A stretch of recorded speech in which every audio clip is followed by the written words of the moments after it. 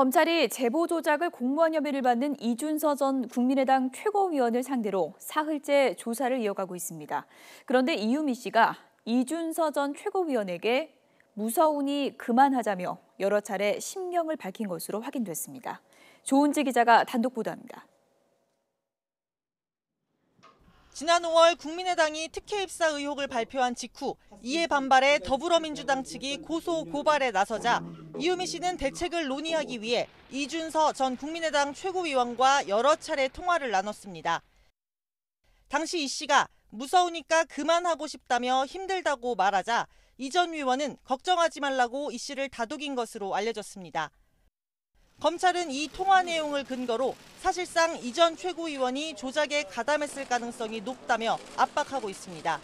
하지만 사흘 연속 검찰 포토라인에 선 이 전 최고위원은 여전히 혐의를 완강히 부인했습니다.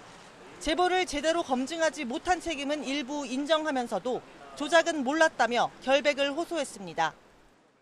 검증을 제가 조금만 더 했었다면 사전에 의심을 하고 하면 좋았을 텐데라는 그런 후회인 것이 그걸 알고서도 묵인한 바는 아닙니다.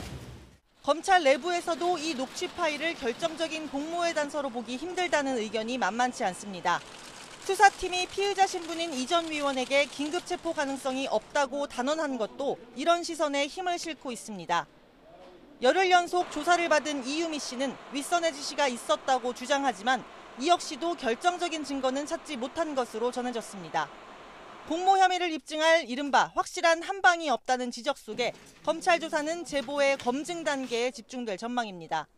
검찰은 이를 위해 조만간 제보를 공표한 김인원, 김성호 전 국민의당 공명선거 추진단 부단장도 다시 소환합니다.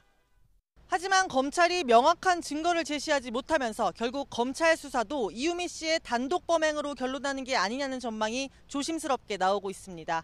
YTN 조은지입니다.